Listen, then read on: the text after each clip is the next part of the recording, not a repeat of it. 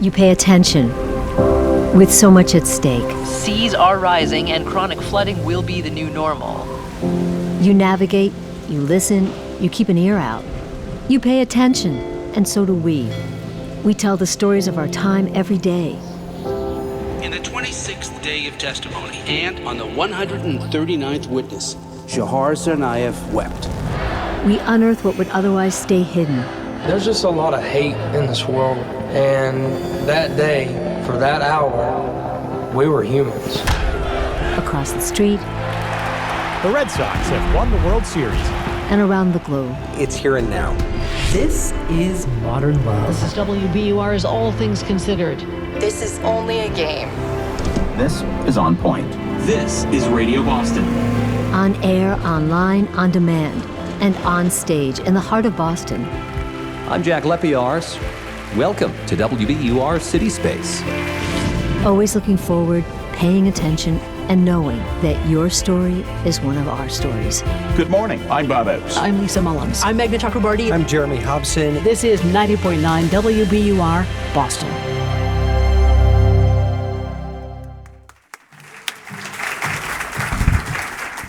Hello, my name is Amy MacDonald. I'm the Director of Community Engagement at WBUR, but my main focus is programming this joint. How many people have been here before? It is a beautiful space. It's a wonderful contribution to Boston, to civic discourse and performances.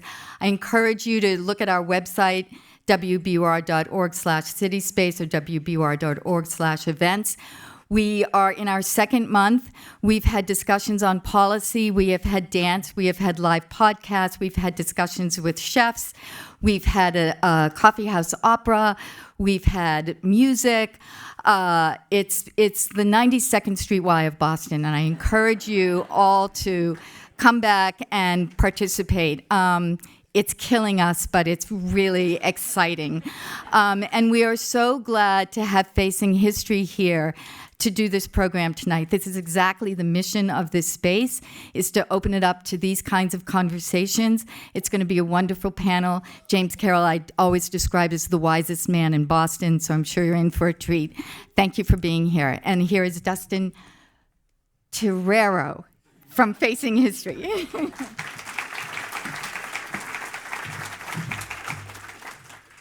Thank you, Amy, and good evening, everybody. My name is Dustin Tenrero, and I'm a Senior Program Associate here at our New England Regional Office of Facing History and Ourselves. And on behalf of Facing History and Ourselves and our Jewish Education Program, I'd like to welcome you to A Call to Conscience, a panel of survivor voices. And again, thank you all for being here. I mean, I think it's such an important event in so many different ways, especially in this month of April. And the month of April is Genocide Awareness Month. We're also celebrating the 25th anniversary of the release of Schindler's List. And we're actually existing in a time that's been marked by a rise of nationalism globally, a climate of division both politically and socially, both here and abroad, and also one marred with incivility in public discourse. But also, it's a time of hope and renewed action to promote positive change. So the title of this evening's gathering incorporates the word conscience.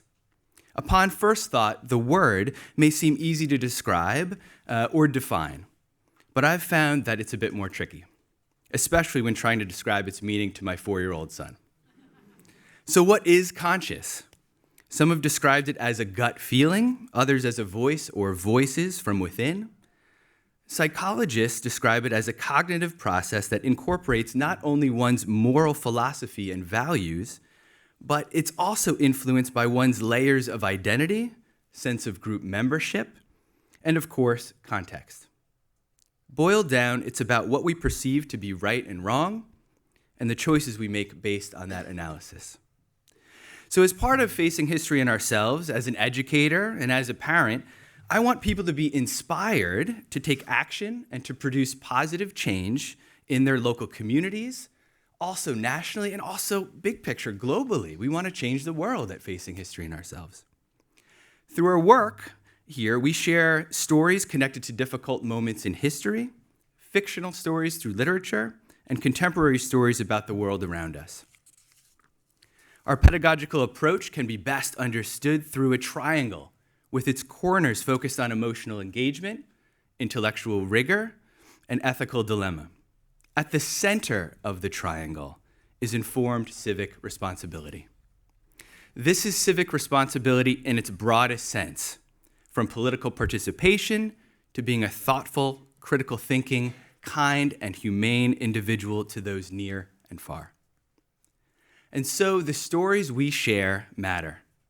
They engage us both in the particulars of a time in history or the setting of a novel, and push us to think about choices, with both the benefits and consequences. And so through this work with educators and students, another question arises. How can an awareness of history influence an individual's or a nation's conscience and thereby its choices? This is a question we put forth this evening. As a classroom teacher, one resource that I used was the film Schindler's List and the guide produced by Facing History and Ourselves. The stories presented in the film compelled the young people in my class to think about not only the choices and the range of behavior that was presented through the narrative, but also notions of conscience. Now we're in the 25th anniversary of the film, and Facing History has created a new lesson set to support educators in this powerful film. In this work, Facing History and Ourselves talked with director Steven Spielberg about the impact of the film and how it resonates today. We're going to present to you that audio interview with Steven Spielberg now. And what I'd like for you to do as you're listening is to think about what particularly strikes you or resonates with you from Spielberg's thoughts.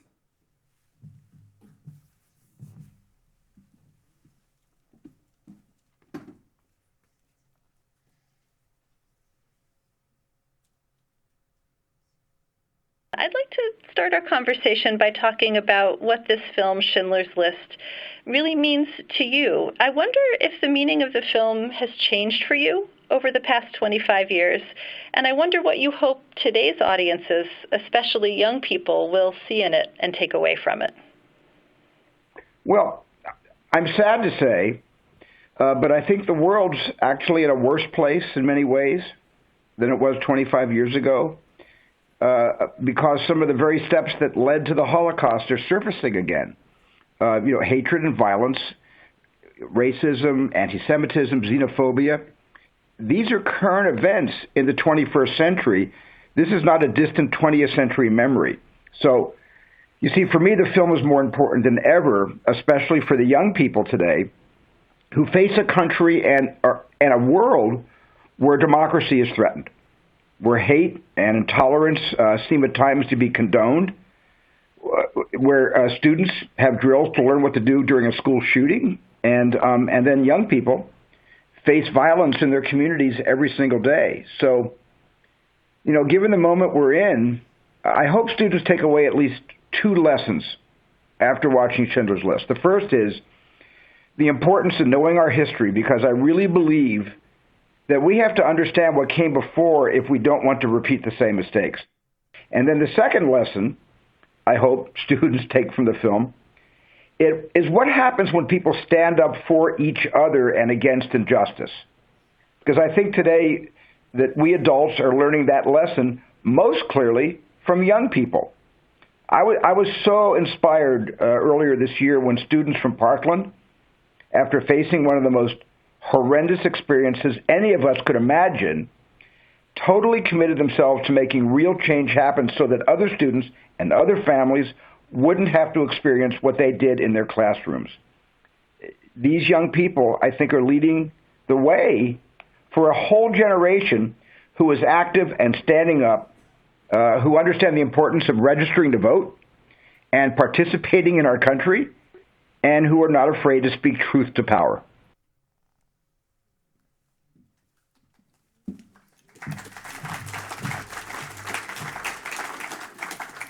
And so at Facing History and Ourselves, we're all about sharing and the exchange of ideas and critical thinking. So I'd love to take about 3 minutes or so, and if you can think about the prompt up there, and share with somebody next to you. Maybe it's somebody behind you, maybe it's somebody sitting to your left or to your right, and have a brief conversation about what resonated with you or what struck you in some sort of way from Spielberg's remarks. So we're going to take about 3 minutes for that.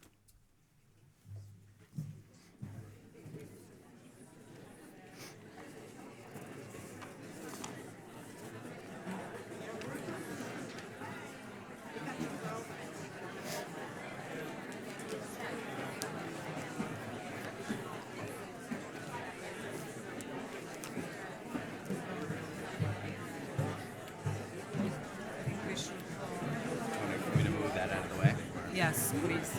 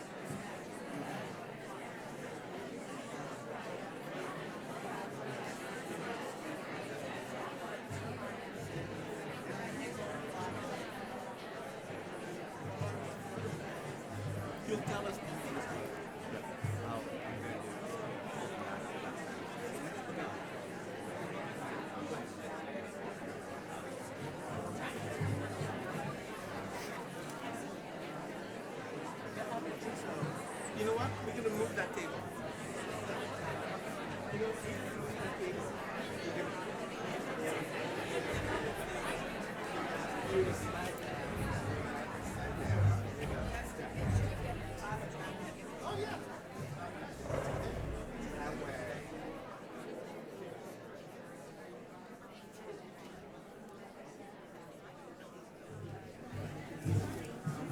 All right. So thank you for taking the time to share some of your thoughts with somebody next to you. And so some things that may have come up are the resurgence of, or at least more overt, racism, anti-Semitism, and divisions really marked around notions of us and them. Others may have been thinking about civic participation, particularly among young people. And some may have been struck by the importance of learning history in order not to repeat past mistakes.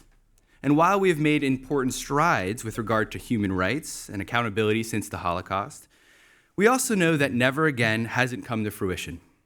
In the decades following the Holocaust, we have witnessed genocide and injustice, time and time again, inflicted on peoples around the world. Each and every individual affected by genocide and injustice has or had a story. And so in the spirit of learning from stories, and especially from those who are witnesses, it's my privilege to transition now to my colleague Dimitri Anselm and our speaker panel, where we will hear from 3 survivors of genocide, so that we can learn and, in a sense, bear witness. Dimitri. Thank you. Welcome, everyone. I am Dimitri Anselm. I'm the Executive Program Director at Facing History. And it's my pleasure to help interview the panel and foster a dialogue among the 3 survivors whom we work very closely with, and also leave time and opportunity for all of you to ask questions and also be in dialogue. So once again, thank you for joining us tonight. In your program booklet, you have descriptions of all 3 of our speakers for the evening. Yasmina Sechet speaks in many schools. She's one of our speakers. and one of our teachers. All three of them are part of our teachers as we're learning with many of them. As well, in your program booklet, you have information about Bull Rini, who also goes into many of our schools and speaks to students across the state in our New England office. And then finally, you also have description of Rena Finder, who is a true friend of all of us and a teacher at Facing History, and who has been speaking in schools and classrooms across the state for over 40 years. So thank you to all of you. Welcome, and we'll start the conversation.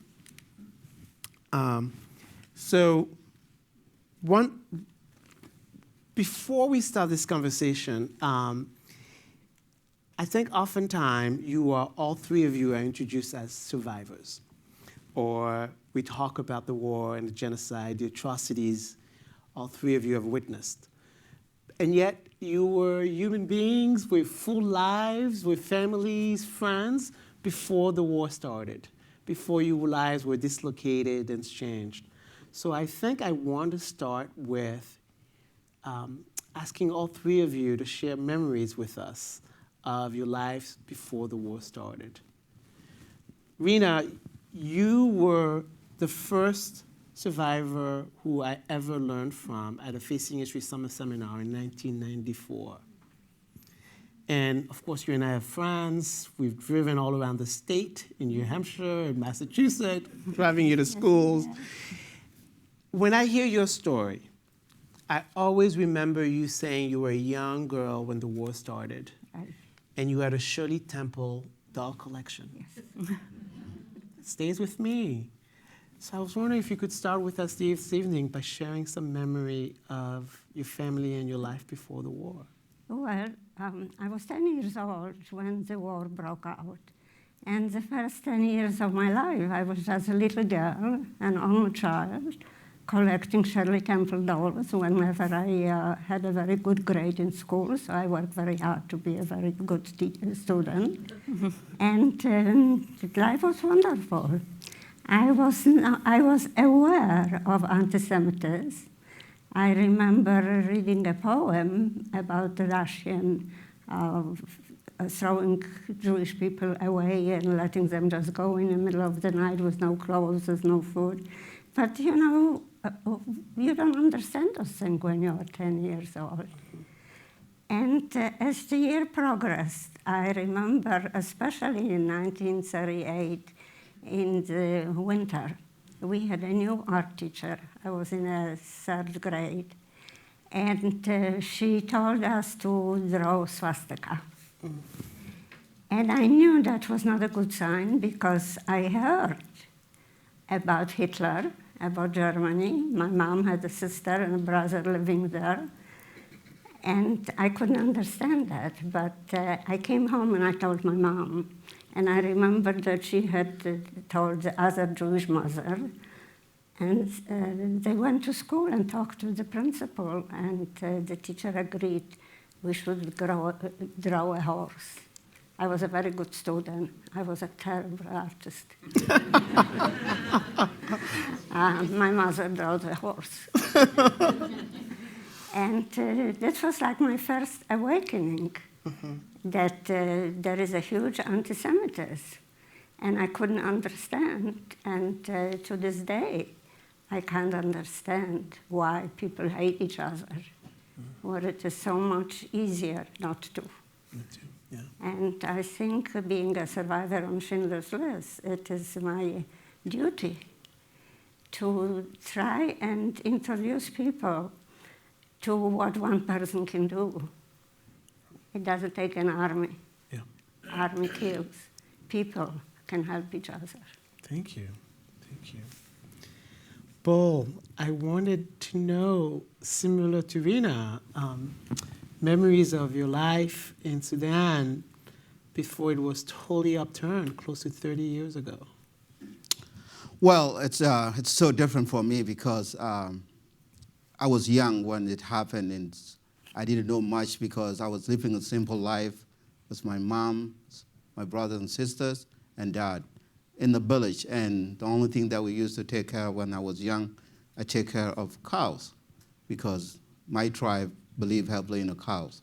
So whatever you do, you just make sure that you protect your cow and take care of your cows. And I heard about the war, but I was too young to know more about it until it happened. So I was sleeping. Imagine if you close your eyes and you open your eyes, you don't see the same thing that you were looking at when you close your eyes. We went to bed at night. My village, around 4:30 a.m., the village was attacked by the army, troops, burning the village, hot. All the little huts, they were on fire, shooting. I was sleeping. I woke up in the middle of noise and fire. I started running, crying, looking for help, looking for support, looking for comfort. But didn't happen. About 2 miles, I was still crying, looking for my mom, dad, and any relative that I can find. And I was told by one of the friends, Bull, you have to stop crying.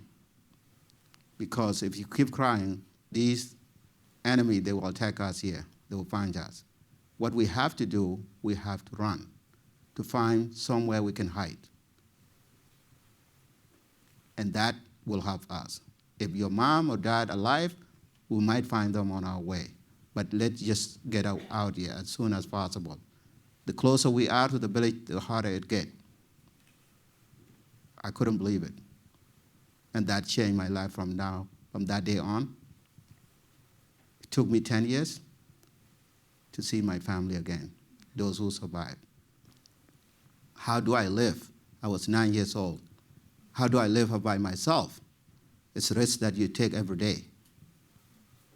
When you took one step, you know the next step, what you're going to step on it. There was no food, no medication, no map. We're walking. Across from South Sudan, we're walking to Ethiopia. How do we have to go? We walk. We're getting attacked. We're getting ambushed. We're getting bombed. The more they kill, the better. And we're hiding. Because we travel at night when it's come to be very, very scary. When more people get killed during the day, we have to hide during the day and then walk at night. Well, it becomes chance for wild animal. Lions taking care of us, either in front of you or behind you. We get sick. I was barefoot, there was no shoes. When you run, you don't grab everything that you had. You just run. I didn't have anything. Anything I can find on my way, that became mine. There was no food. Anything I can recognize or leaf of the trees, we just take apart and boil them, eat them. You don't have to recognize it. It's not part of your daily diet, but you have to live on. Some of my friends didn't. Sometimes you get sick from stomach. Sometimes you get sick from walking, just drinking water because there was no food. If you find dead animal, that's good. If you can kill one, that's all. About 1/3 didn't make it to Ethiopia. It took us about 3 months to cross the border. And that I became a refugee in Ethiopia. And then I stayed there for 2 years, and we have to be displaced again because Ethiopia went into their own civil war. I have to run again to Kenya. That's about 1,000 miles from South Sudan to Ethiopia, and then another 300 miles to Kenya. My whole life became part of refugees. I was lucky enough to make it to Winchester High School. It's fun. I mean, I got to be lucky refugees to come to the United States, and I went to Winchester High and then finished and then went to college and then went back to the village to see where the village stand. And I became part of history. I woke up this morning, there was a news, breaking news. The guy that was killing us, when he came into power, he made a coup. President of Sudan was finally seated by someone else this morning. After 2.5, over 2 million lives that lost because of him during the war, and he has been indicted for genocide in Darfur. and he has been in power nearly 30 years. Someone finally called him down, this is your day. He's now in a house arrest. We hope that it's going to be a change for Sudanese to have a better future. We don't know yet. It's still under military detention. And Julia aside, people have been talking WikiLeaks. It's finally been indicted. So maybe things are changing. We have to stand together and work together, and hopefully we'll make the changes. Thank you, Bo. You're welcome. Yasmina.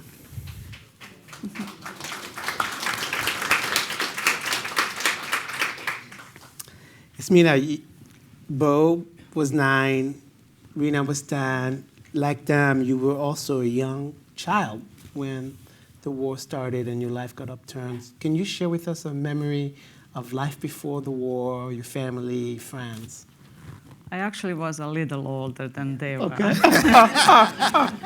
That's good. But just going back to Bo, I was thinking about you this morning. As I was driving to work, I was listening BBC and hearing all the news about Sudan, so I'm very happy for you. Thank you. A moment I would like to share, it's probably a turning point for me when I felt that things started changing in my country. And it was when I was about 16, 17, I'm not sure exactly, but I was an athlete, I was a swimmer. So we had these mini Olympics every year in Yugoslavia, and like around 50 cities from Montenegro, Serbia, and Bosnia will participate in this. And this year, it lasted like 4 or 5 days. So this year it was in the small city Arilje in Serbia. And it was the first time they didn't fly the flag of Yugoslavia that they flew a year ago. They actually flew the Serbian flag of 100 years ago. And my friends and I could hear the songs Serbs, Chetnik, Serbs nationalists had played during World War II. And it scared us. Or should I say it scared some of us, because until that point, we all thought of us as Yugoslavs. Being a Muslim or a Serb, it was just a matter of a religion. But it was the first time that I could see the difference between us. Some of my teammates that were Serbs didn't feel threatened by these songs or by this Serbian flag, and as we Muslims were threatened. But at the end, competition was still the most important, so out of 30 medals, we won 22 and we went home. And the second time, it was my last year in high school. We went to Belgrade because I studied to be a furniture designer. The school system in Bosnia and Yugoslavia generally was a little bit different than here. So we went to Belgrade for this furniture fair that I went every year. And this last year, my friend, who is a Serb, and I went to McDonald's, and my friend Zorica went inside to get the food, and I'm staying outside, and the boy, like around my age, came up to me and he asked for some money. And I gave him money, and as I was talking, he heard my Bosnian accent because we have different dialects. So he said, even though I gave him money, he said, "What are you doing here? This is Serbia." And it was first time I heard that on the streets of Belgrade. And I knew that things were starting to change, and long live brotherhood unity that Yugoslavia lived for suddenly was dying. Thank you. Actually, Rena, I was thinking about a similar question I was going to ask you as well. When did you feel like, is there a moment when you realized things were changing? Like, this is not going to be my life as usual? Well, that was on September 1st, 1939, when Germany invaded Poland, and within just 7 days, they owned the Poland. They murdered people on their way in, and immediately, as they settled the government, they started to deal with the so-called Jewish questions. And overnight, from being a little girl, I became an enemy of the state because I was Jewish. I was, right away, all our civil rights were taken away from us. Overnight, our businesses were taken away, the bank accounts were frozen. Jewish people were not allowed to own radios, walk on the street after 6 o'clock, not walk on a sidewalk. We had to go and work for the Germans, cleaning the streets and being constantly exposed to their killing and beating people up. I was lucky in a way because we were told that anybody under 12 and anybody over 50 would be taken out, resettled from Krakow to the farms to help the farmer grow food for Germany. So I was told for my age, and my parents falsified my birth certificate and made me 2 years older so that I would be able to work. And then we were told that we had to wear a Star of David, a white armband with the blue Star of David. And before the war was just something I imagined that one army will stand on one end of a football team field and the other one will be on the other and they will fight each other. And I will watch them from the window of my grandparents' house overlooking a football team.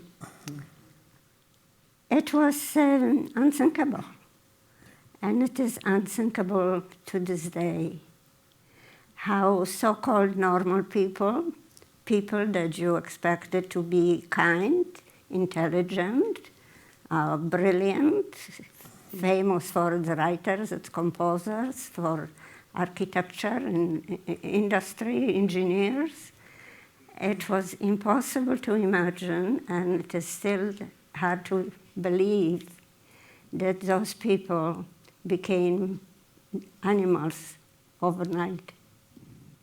That all they wanted was to kill the Jews.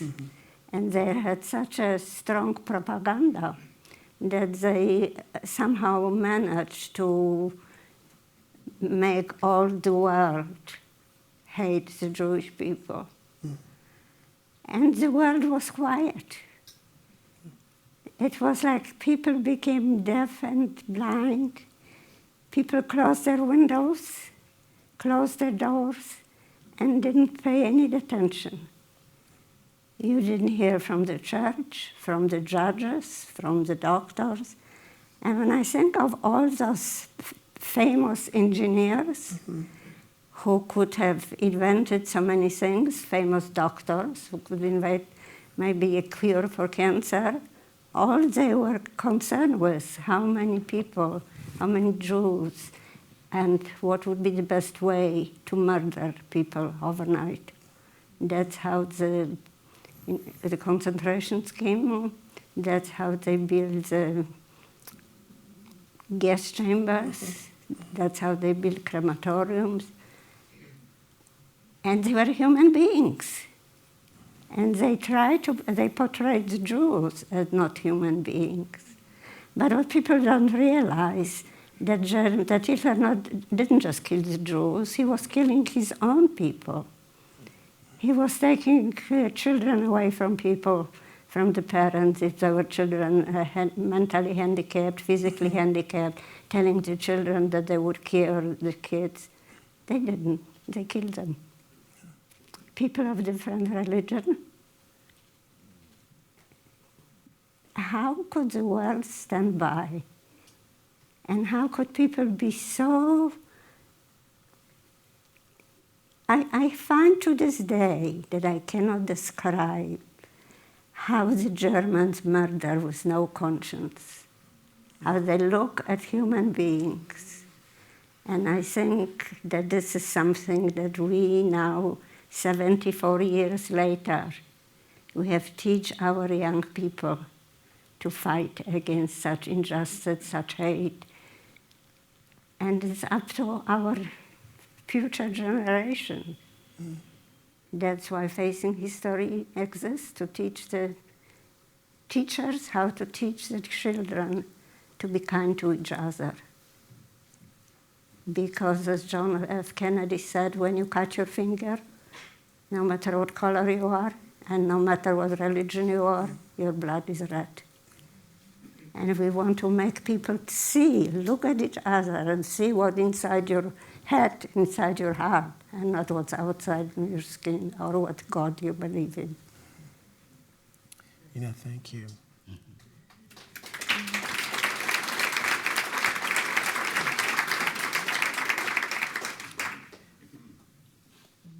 Bo, what about you? Was there a moment when you realized, you walked us through how suddenly you were sleeping and things happened, but was there a moment before when you realized, you know what, things are changing, like it's heading in a bad direction? Well, there was a time,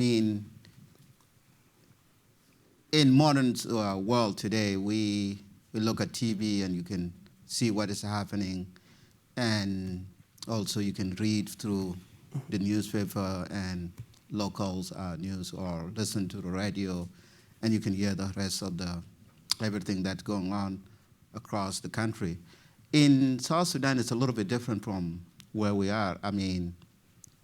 There was no TV in my village, so forget about, there's no day, there's no light after the sun. So everything that we have, it has to be around the daylight. And everything you hear is from people within the area that tells you, this is what I heard from so-and-so. There was no accurate news, and South Sudan has been neglected all these after the colonization. It's still remote even today. And so you only witness what is happening when people from other village run into your village and just tell you that, oh, this is what happened to us. I lost my brother, I lost my mom or my sister. Everything that I had, it's all gone, it's been destroyed, and it might come here again. That's when you actually pay attention and say, oh, is that what is going on? Yes, that's what's going on. That's what it's war about. And for us, or for me, when I was young, I thought it would never come to my village. I thought it might just be somewhere, and until it happened to me. And then what I learned from it, I learned that, so whatever decision I make, I have to think twice about it, whether it's something that's going to affect me or something that I have to just to live with the consequence. I don't go back with my decision. I just go with it, and regardless of what situation it's going to be, helping each other, that was become a key for us because we didn't have any families. A group of friends that you just met on the way became part of your family. So you help each other. If one of your friends has some water, you make sure that you share those water, because tomorrow I'm going to have water and that friend is not going to have some water. If you find a drop of corns on the way, that's what you share. You cut it into 2 or 3 and share it, so each one of you can drink water. And you walk and walk and walk, and you get tired from walking. You step aside and just take a nap, or you call it a sleep on the side, and the rest are walking. And then the last person will wake you up and say, hey, Bowles, the last person, just let's keep walking. If I ignore you and walk by you, you'll be gone, because A, you're going to be killed by another animal. B, you're going to get lost, you have nowhere to go. Or you can sleep maybe, because you're so tired from walking, you might sleep for another 2 hours, 3 hours, and that's it. Then when you woke up, you're in the middle of nowhere. So you make sure that you woke up others as you go. And then, because one of you, you're going to fall asleep again, because you're going to get tired. And then it became part of my responsibility to help each other, be friends, create your friend, because you never know when you're going to be faced by all the challenges, because no matter how strong you are, at some point you're going to need help. And it became part of my community now that we help each other, because each one of us are going to need help. And that's what I've been living on with. And I learned it that hard way, but that became part of who I am today. I help others, and hopefully most of the time I get help too. And I share on with other people who might need some help as well. Thank you. As our teachers, all 3 of you speak in schools and with students, and so I'm wondering, how do you prepare to tell your story so many times? How does that influence your memory? I'm also interested in knowing, like, when you have to tell your story over and over, what do you choose to leave out? How do you prepare for it? How does it affect your memory? And then what do you choose to leave out? If you're asking me, I don't leave anything out. That's why I wrote the book. Everything is open. Yeah. It's a true story, so anyone can read it. For me, it's usually people, students, read my book for their history or genocide class. And then after they're done with the book, I come in and I talk to students about the book. And I have to share something with you, all of you. Watching Steven Spielberg clip, I kind of agree with him. Students inspire you. Majority of students are actually inspired to do good. And I get so many letters from students, even about their daily life. It's not even related to genocide. Or let me give you an example. In 2014, I was giving a speech in Laredo, Texas, a small city. And I was there for like 3 days. The event was called One Book, One Event. And I have to brag, they chose my books. But anyway, the letter that I received, I still have it. The student wrote me a letter, and it's kind of private, but I should share, that she was thinking to commit suicide. But after hearing my story and what my family and what I endured, she changed her mind. And I was like, wow, if I could make that much effect on someone. The problem is in what Rena also was talking about, how people, and I ask how friends can turn against friends, and I ask myself this question so many times, how my best friends could turn against us. It's like in time you learn, they dehumanize the other group. They don't think of you as humans.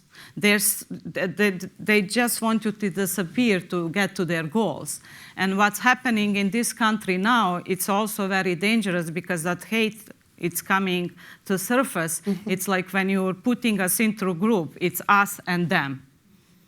And crime, like kids know that crime has no religion, race, or color, or place, or time. Look at us. We're all from different religions, different time, and it happened. And I lost my point, but I was... No. You teach us all the time, so you're not losing your point. But Rena, Abul, how do you prepare, and how does it affect your memory, and are there things you choose to leave out? Well, I don't know. I just feel that there are so many things I can share with the teachers and with the students. I don't write anything down. I don't know exactly what I'm going to say, because there are so many things that you cannot say. You just can't talk about what you have seen, because you can't describe the inhumanity to young people. But I feel that I should inspire the young people to look at each other with kindness, because I feel, as a survivor on Schindler's List especially, I won't see many changes anymore in my life. And I feel that those of us who survive need to pass the torch of memory to the younger generation, so that then they will be able to create a better world for themselves and for their children and grandchildren, and to make them aware of the power that they have. And because I survive on Schindler's List, I can say it was one person who made the difference in my life. If it was not for Oskar Schindler, who could not stand by and do nothing, after all, he risked his life. If the German ever said, for a moment thought that he was helping the Jews, they would kill him. But it is so easy to help another person, You don't hate, because hate is a killer. People who hate don't know how to do anything else. Look, there are countries where they teach 3-year-old boys how to kill. They don't teach them how to read and write. And if you can just be kinder, you not only help yourself and your family, you change the future of the world. It doesn't matter what color of your skin, and it doesn't matter what religion you believe in. That's private. If you look at another person, I say to some of the kids, there's so much bullying around, that a bully is a coward. Because if you will only attack somebody younger, when you see this, don't say, there's nothing I can do. You can always do something. Go get help. Tell the teacher. Don't ever say, there's nothing I can do, walk away. Always say, I can change it, I can do it. Go over. If a new kid comes into a class that has been together for a long time, go over, say hi. Does it cost you anything? No. Go and do it. And you make a difference in your life and in the life of others. So that as the younger generation comes, that I won't see it anymore, but I hope that they will change the world so that hate will die, antisemitism, racism. There is 74 years since the war ended, and I still see genocide. Innocent people being murdered, children being taken away from their families. And I can't believe that I'm going to see the same thing all over again. We cannot allow this to happen anymore.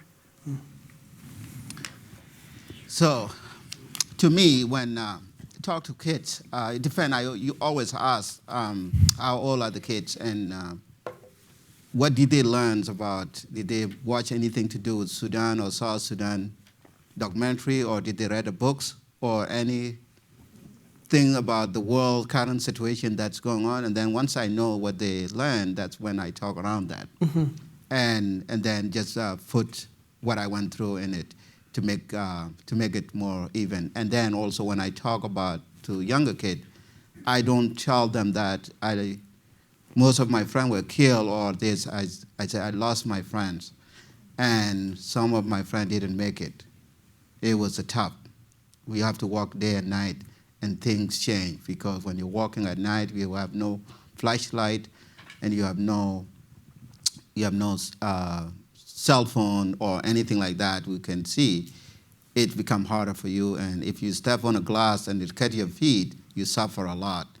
If you get lost, there's no road that you follow. It's just a path that people just in front of you just created while they're walking.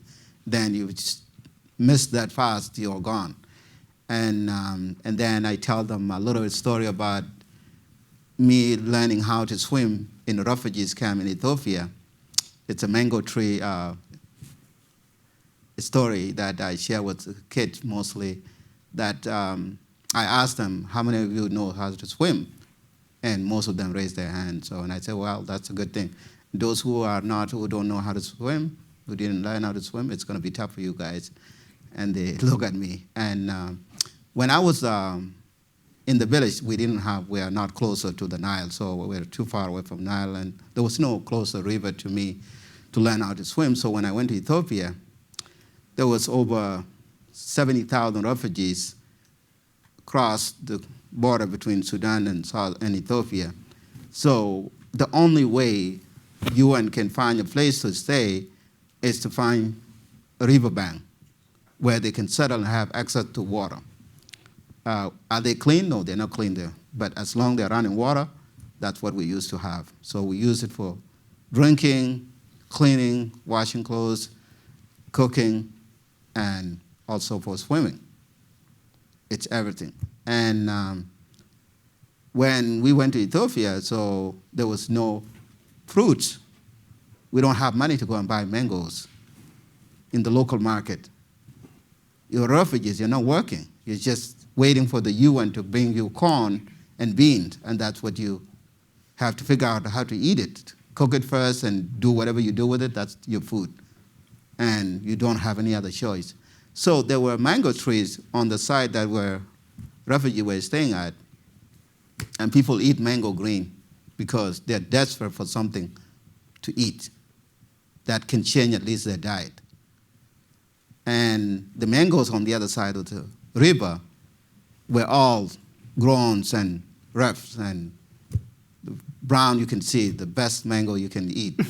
and most of us didn't know how to swim. So few of my friends somehow knew how to swim. They just cross, and then they go and eat mangoes, and then grab one hand and just swim with it and come. And I asked them, please, can I share with you? No, Paul, you're not going to get to mango. So don't I'm not going to share with you. This is for tomorrow, and this is for the next day. So I don't want to cross the river every day to go and get the mangoes. And I said, well, I didn't eat anything. I said, no, you have to go. And so I started practicing every single day for 3 weeks. I swim until I get to you, and then come back, the next. And finally, I went into the middle. I still came back because I was still afraid that I might get drowned. And finally, I closed my eyes and said, you know what? It's the same distance that I go back and forth, so why? Why I don't just go the other way? And so I finally crossed it and then took a deep breath and lay down for a little bit. I took a little bit of water while I was swimming and just rest a little bit and went up the mango tree. I was a good climber and got a lot. So eat as much as I did, and then I tried to have 2 in my hand. Then on my way, I was tired, so I dropped one, and then I got one out. And so that one, and my friend asked me, I said, you know what, you have to learn how to swim. So that's,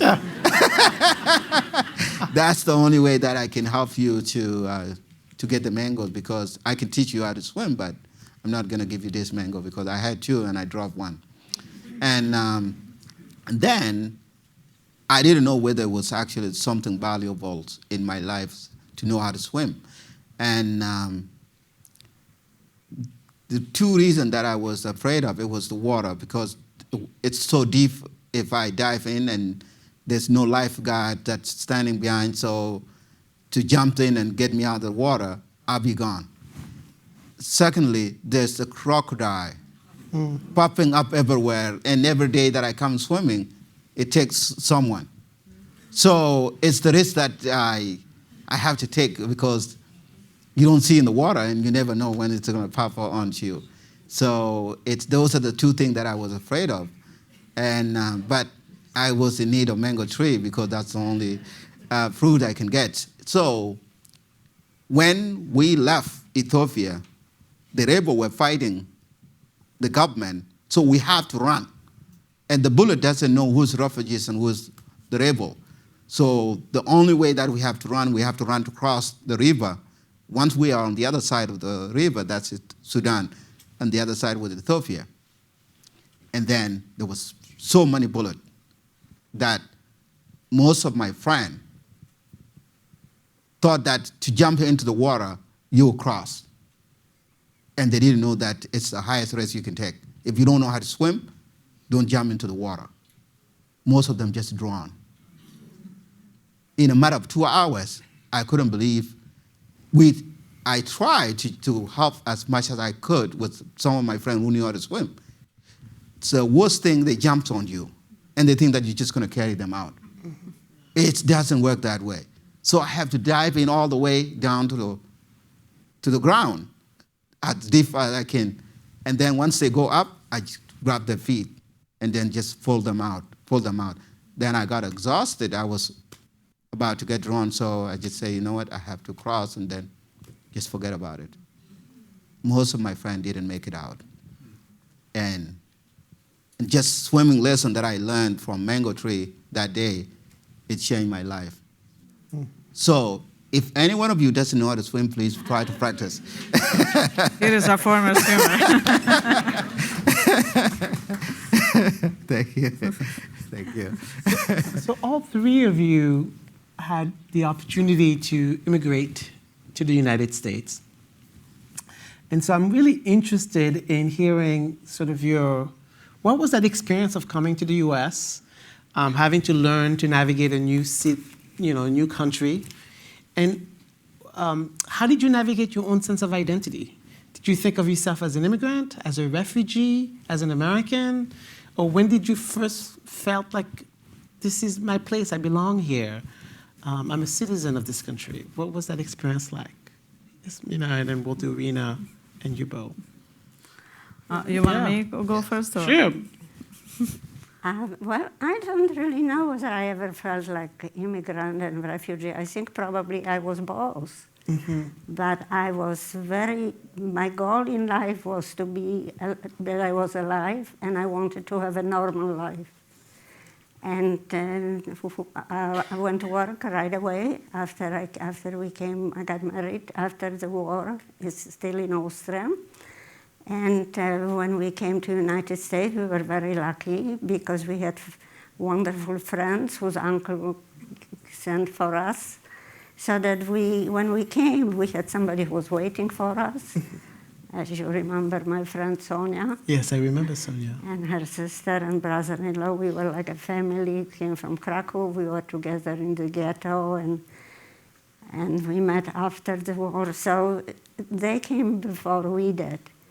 And so we already had an apartment rented, and we had a place to stay, and we had jobs.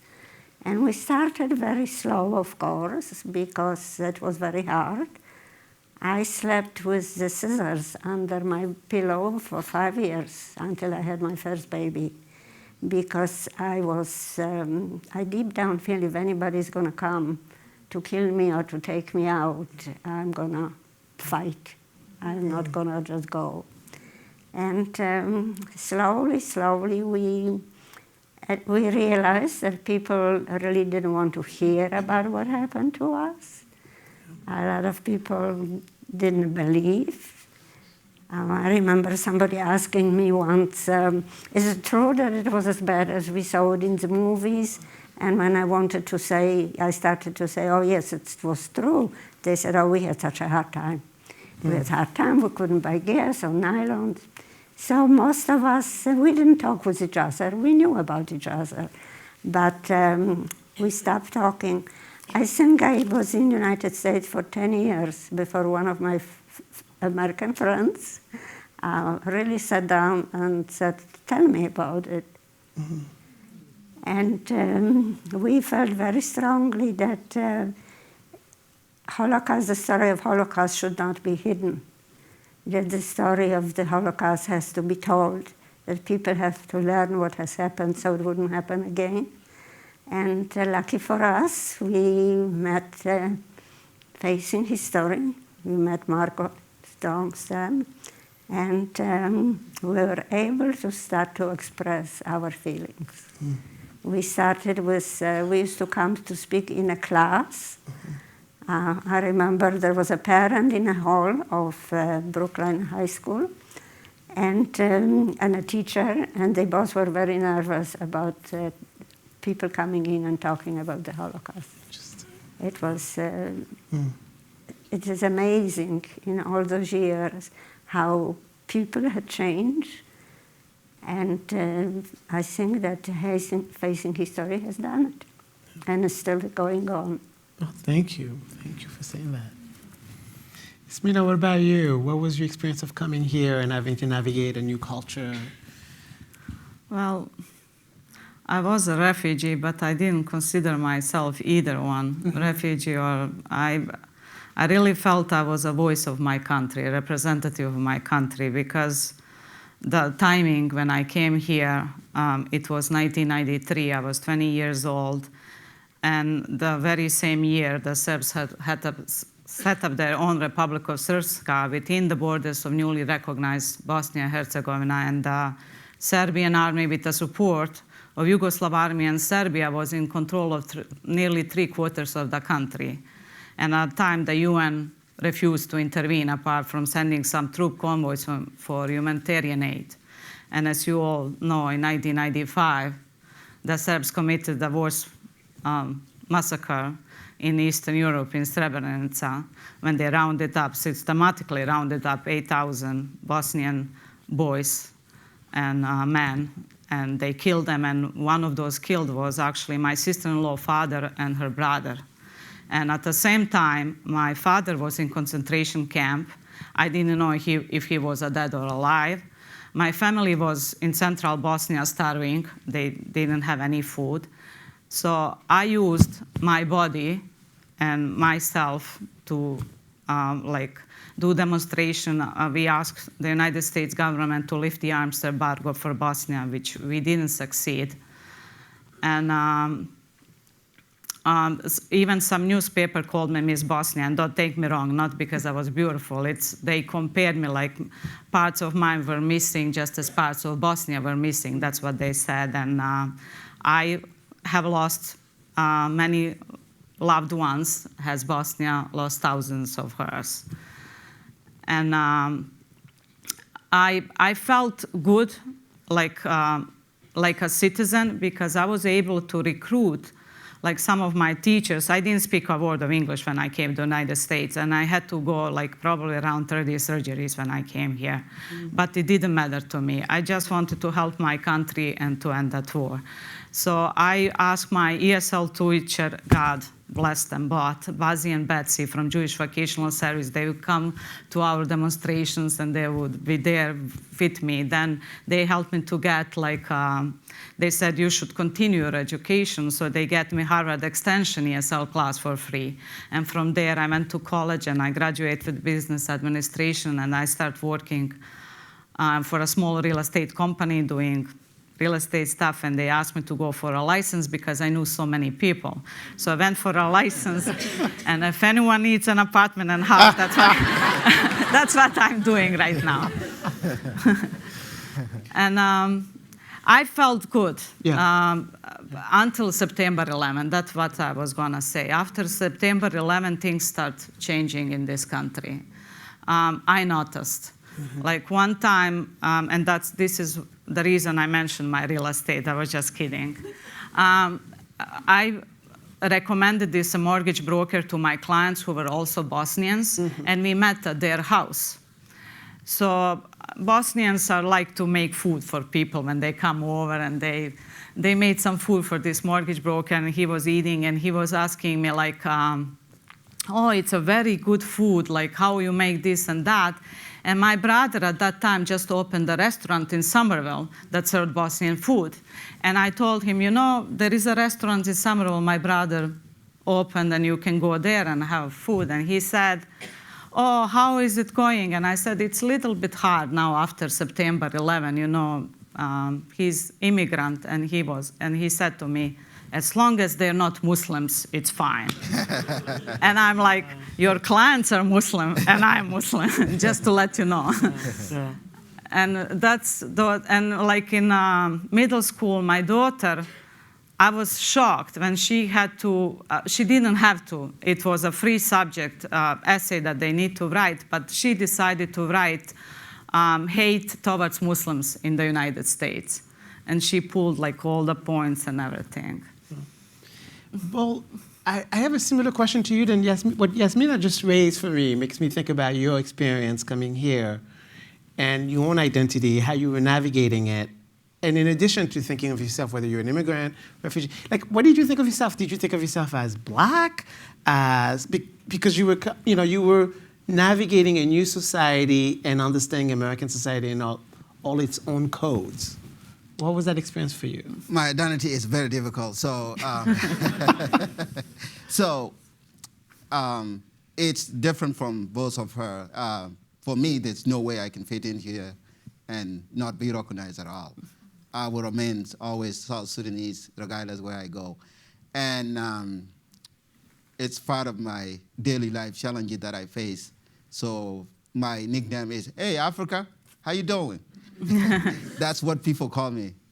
Hey, man, you from Africa? I say, oh, I'm from China. Oh, no.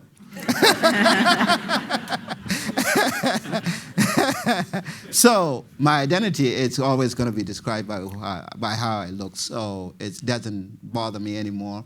And as long as I'm doing my daily thing, working and be happy and do what I have to do, I don't let the noise block me from what I am doing.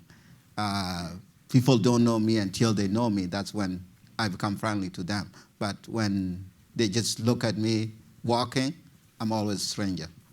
And I'm always someone that you have to watch out, this guy. So, when I came in first to Winchester High, I was invited by teams of track and field because I'm coming from Africa.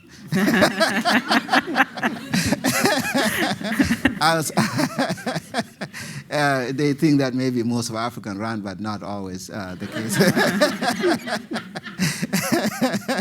So not always the case, but I did my best. For the first 2 weeks, 3 weeks, I was running with the girls. I couldn't catch up with the guys. After a month of training, I was running with the top runners, and then by the time I finished, I left some of the records in Winchester High School, either in cross country or in 4x4, and I also was playing soccer, so I didn't run cross country that many years.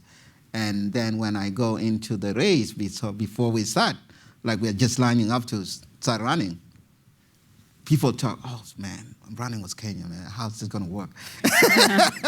So they started swearing, and then I said, I wish I was Kenyan, but so it helped me that way. And then once I got through my high school and went to college, in my seminar class, we were asked, why do people come to college? So it's obvious question, so anyone should answer it. So most of the kids, I was surprised to hear them that, oh, you know what? I just want to please my parents, that's why I came to college. And some kids say, you know what? There was nothing to do after high school. And some kids say, oh, I want to have a better life. I want to have a better career. And so professors say, oh, all in all, they're all good, whatever you choose to. But there are some people that are successful that don't have to go to college. You mentioned Steve Jobs, he didn't finish college. Kobe Bryant didn't go to college. LeBron James, that was the year that I was going to college. So, but not every one of you can get it through. And, but you have to remember, look in front of you, left, and behind you. Not everyone come to college, finish college. And guess what? I was the person that was targeted first. Everyone look at me first. And some people ask me, oh, how did you get here? Well, I just tell them that simply I fly like everyone else. And indeed, after 4 years, 2.5 years, most of my friends that were looking at me first drop out. And I ended up finishing. And my South Sudanese friend that I was in school with told me that I asked him if he can invite friends that were living in D.C. To attend our graduation. He has some niece cousin. And he said, well, no, I'm not going to do that. I said, why? He said, I'm taking these classes and they're so hard for me. I might not make it through. I don't want to embarrass myself to invite people and then they end up attending your graduation and I'm not finishing yet. So that's how challenging it was. And then prior to what you was saying about September 11, I came in exactly December 20th of 2000. Then from New York to Winchester. And then 9 months later, there was a September 11 attack. So I was shocked in my mind, where else am I going to go to? If this war is following me, what else do I have to do? So it took a long time to get out of my mind that was it. It wasn't going to go farther. But I was shocked and I used to cry after nightmare late at night that I was bombed. And then when I woke up, I'm in Winchester, okay. I go back to bed and then say, okay, that's good. That's a good thing. It took me another 6 to 9 months after I got here to deeply sleep and not worry about running, not worry about being attacked or anything like that. But after I applied for citizenship, work with people, different background, I felt, you know what, I belong to this country. So I should be able to do what I have to do to make the day end, make my end meet and be able to do things that I could do. And then have been part of me, it's in here and part of me in South Sudan because I still have a lot of family back home. And the village that I was born in, I still consider my home because even though I didn't stay there long, I always have to do something to help the village, to make their life better. So always don't ever forget where you're coming from. And that's what we're all doing. So always try to help someone else. Thank you, Bo. You're welcome.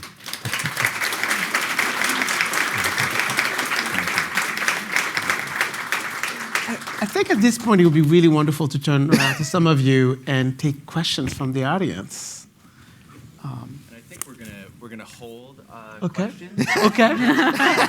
You want to hold the questions? So questions will be, there might be an opportunity for questions during the reception. We're gonna move along and hear a little bit some reflections right now based on what we've heard. I know that I'm thinking hearing your stories always pushes my thinking in so many different ways. And so now I want to thank you again for sharing your stories here and now. And I hope that all of you were pushed in different ways in hearing those stories. And now we're going to hear from James Carroll, who will share some of his own reflections. And James Carroll is a member of the Scholars Board and longtime supporter of Facing History and Ourselves. He was a colleague of Father Robert Bullock, who added essential guidance to the development of Facing History and Ourselves. He's the author of 20 books, including American Requiem, which won the National Book Award, a history of Christian antisemitism called Constantine's Sword, which I know many of you are very familiar with, 11 novels, including his most recent called Cloister, which is set in the aftermath of the Holocaust, published last year. Without further ado, James Carroll.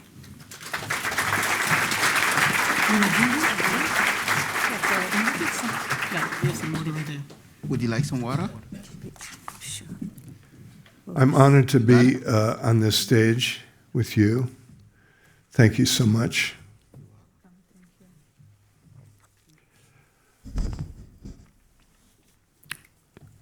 The past is never dead. You know that famous line from William Faulkner. It isn't even past. The powerful witness that we have all just been experiencing this evening, enabled especially by the eloquent voices of Rena and Yasmina and Boel,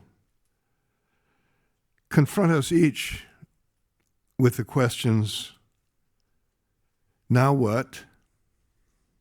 And how do survivor voices challenge my life? The threefold testimony is, in a way, a text before us. But we should also recall this evening a threefold context. The Al-Nur Mosque in Christchurch, the Tree of Life Synagogue in Pittsburgh, the Emmanuel African Methodist Episcopal Church in Charleston, South Carolina. Steven Spielberg just told us what lessons to take from his masterwork. First, the importance of knowing history. And second, the importance of knowing what happens when people stand up. When we stand up.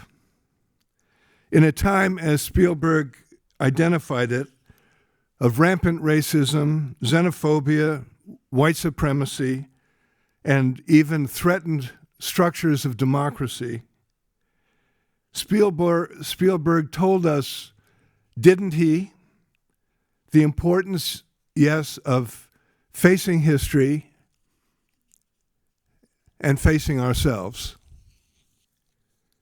In order to do justice to the gift, the extraordinary gift that we've all just been given by Rena and Yasmina and Boel, we should accept the invitation that they've offered us, an invitation precisely to know history, not just their history, but how their history is ours too. Where did the genocides come from? Consider briefly each of their stories. Rena Finder, a Jew. Where did the Shoah come from? Lethal Nazi antisemitism, of course. But Hitler could not have nearly succeeded in the elimination of the Jewish people without the complicity and indifference of a vast population, complicity and indifference rooted not in gutter bigotry, but in a sacred Christian tradition of religious anti-Judaism. A church-sponsored contempt for Jews that went back to the way in which early Christians forgot that Jesus of Nazareth was himself a Jew. The church misremembered Jesus, telling his story as if he were an enemy of his own people, which is why it was so easy to deflect responsibility for his murder from those who actually killed him, the Romans, onto the group the gospel call the Jews, the Christ killers. You know this.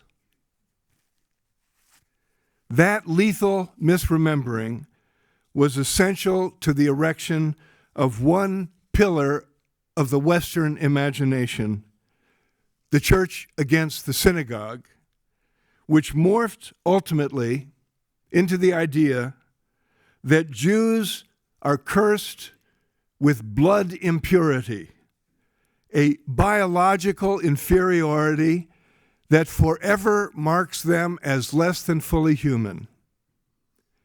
Religious anti-Judaism, that is, evolved into racial anti-Semitism, which spawned at the dawn of modernity itself, racism, another pillar of the West.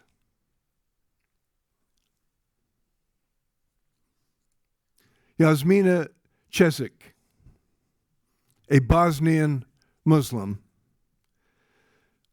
Where did the Serbian campaign of genocidal ethnic cleansing come from?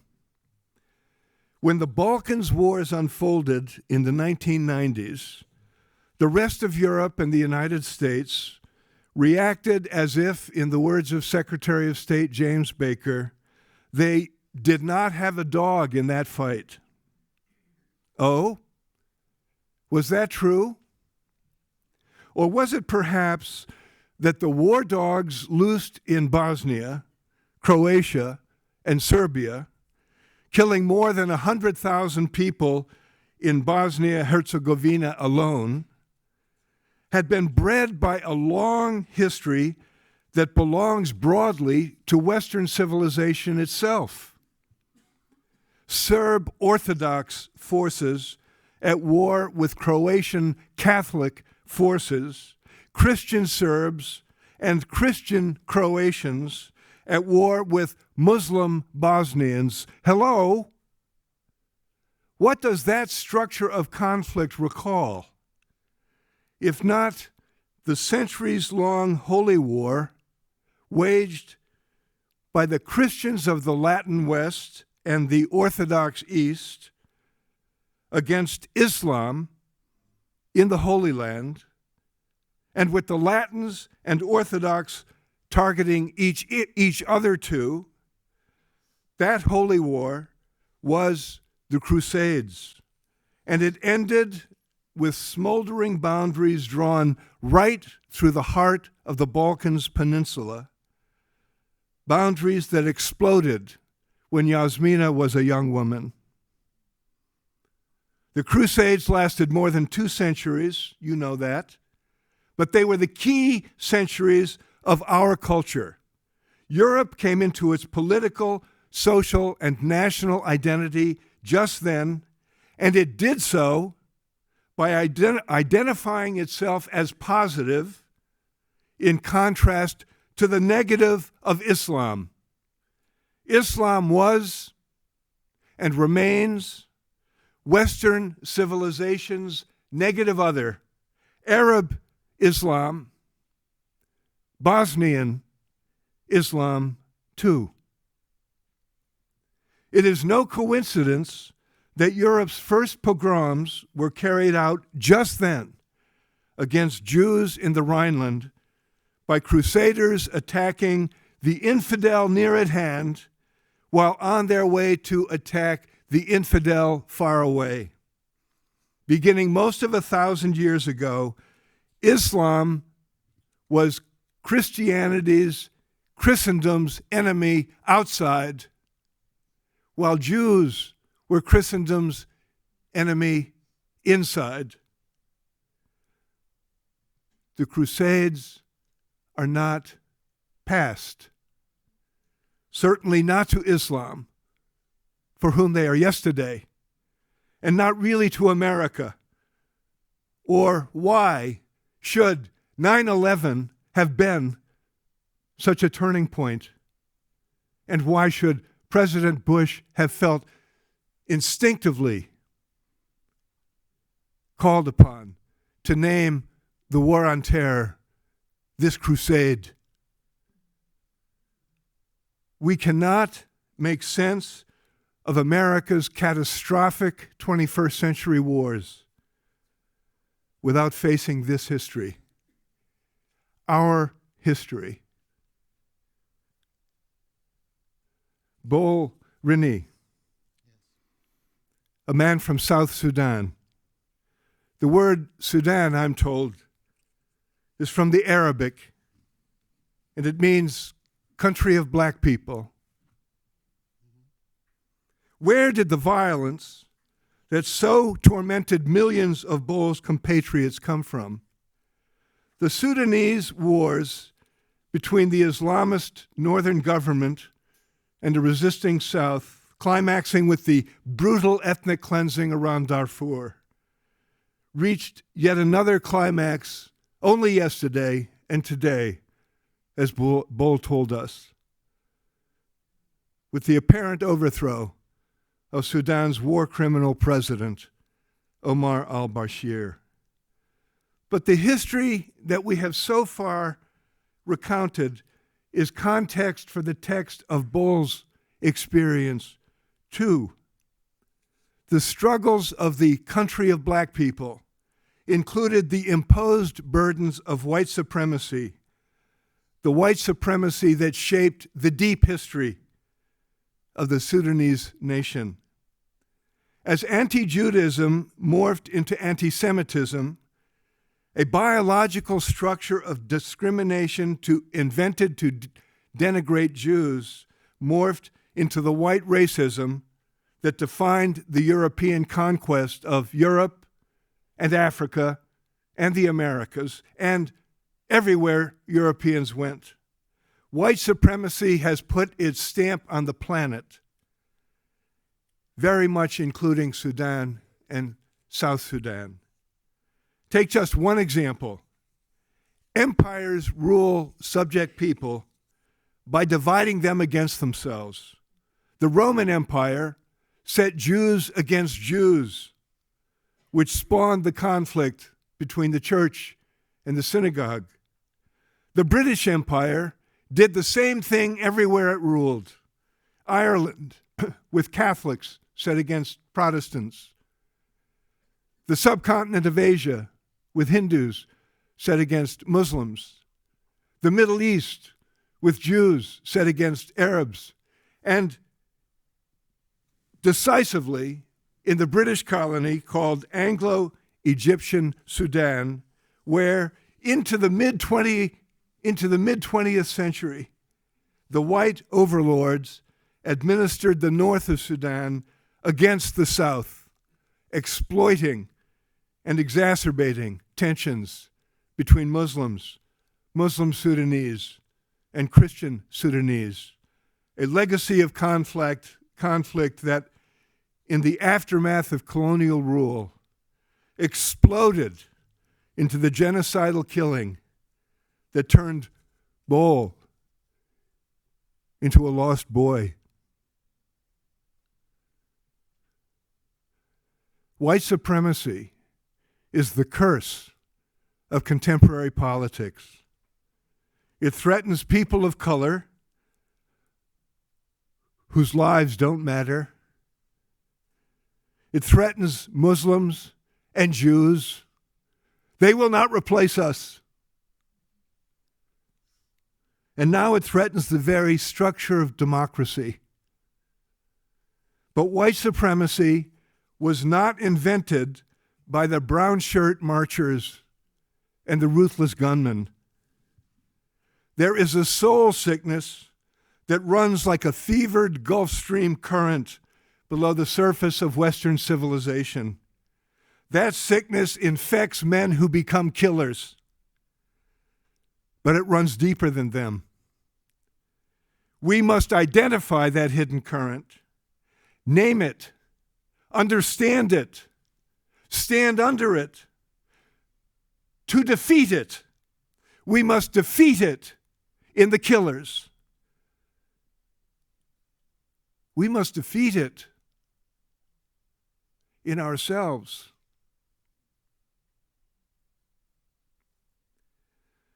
This is the invitation we have from Steven Spielberg tonight.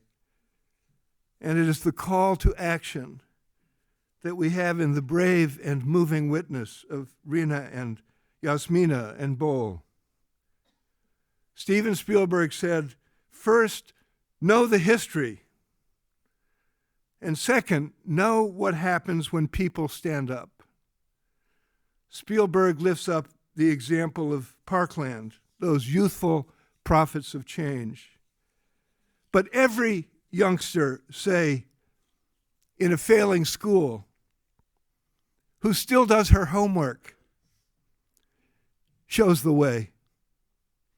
Every frightened kid who still holds up a Black Lives Matter sign shows the way. Every teacher who forces a confrontation with the still neglected history of slavery in America, Reconstruction, lynching, today's incarceration rates, shows the way.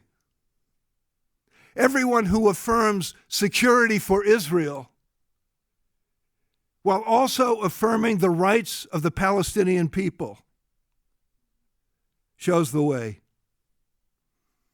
Every act of welcome to an immigrant shows the way. And every defense of the structure of democracy, one person, one vote, shows the way. We study history to know that at crucial points, negative choices were made by individuals that led to this, our trouble. And knowing of those choices, we also now know that new positive choices present themselves to each one of us so that the way forward can be different. We study history to know that we are not history's victims. We are history's caretakers. If only we care. If only we take care to stand up the way Rena Finder did, and the way Yasmina Chesich did, and the way that Bol Rini did, and the way that each of them Still does.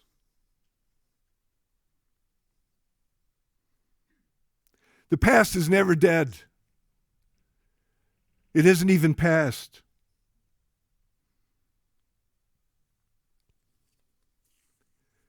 Thank you.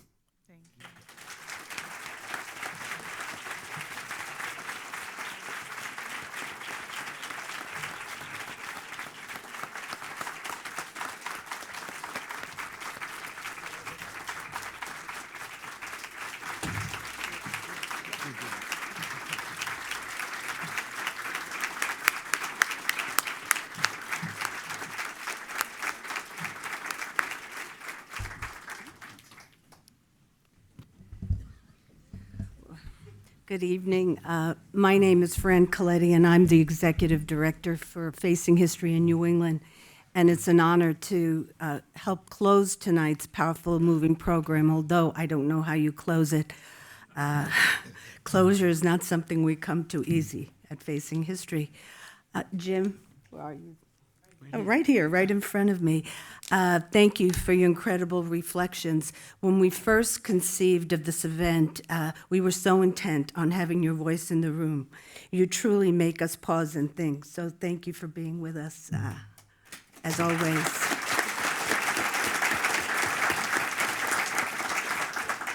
And Rena, Bowl, and Yasmina, I know you all well. I've heard you speak. You're an inspiration, and I think of a line from your book, Yasmina, The River Runs Salt, Runs Sweet, where you say the best thing we can do is live our lives and do what we can to heal the world. And I feel that is what you're doing, and that's what we're called to do. So thank you for that. So I'm the one who gets to thank everyone, which is always so great. There's so many people to thank. Dustin and Dimitri, your wonderful colleagues and facilitators. And WBUR and City Space, I'm in love with this space. Thank you for inviting us to be part of this community. We're going to be here many times. Roger Brooks, our president and CEO, sends his regards. He's in Chicago with another big event there. But we do have two people that are treasures and important to us. One is Mark Skaversky. Where are you, Mark? Facing History's Vice President and Chief Officer for Program. And we are so honored to have Margot, Facing History's founder, co-founder, and former president and CEO. It's an honor to have you here.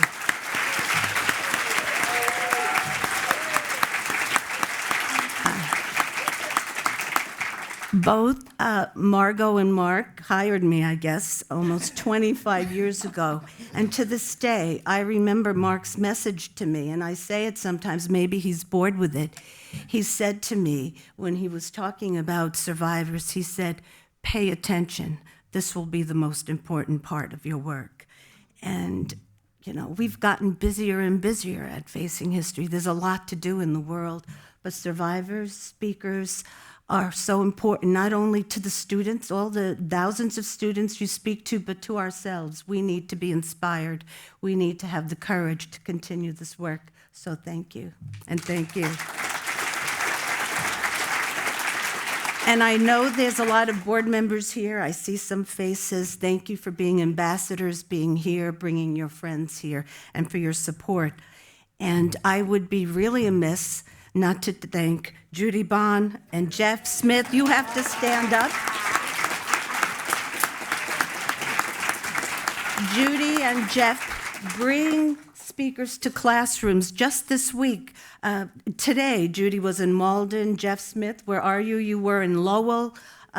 Needham yesterday. Tomorrow, one of our survivors is speaking at the ADL student convening. The voices of survivors are so key, witnesses to history, to inspire students. So Judy and Jeff, your work is so important. Thank you for it. So we have something else to do tonight. I want to take a moment to honor you, Rena, because you had an important thing happen in February, your birthday. Here you are with some students. These are some students, I think at Tech Boston a while ago, but in February, Rena turned 90 years young.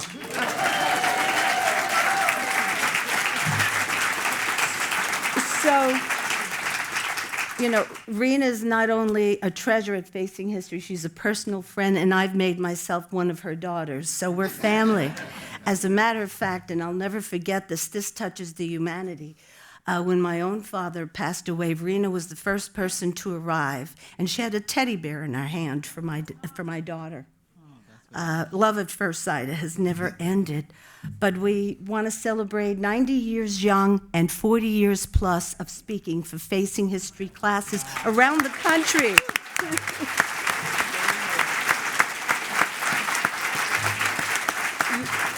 You love the word upstander, and you own that word. You are an upstander, Rena. And we're going to celebrate you. We're going to be in the lobby, so please join us for some cake, some food, and I know we didn't give you time for questions, so please talk to staff, talk to this wonderful panel, and ask them all the questions you want, and let's celebrate this life. That's the hope. Thank you for joining us.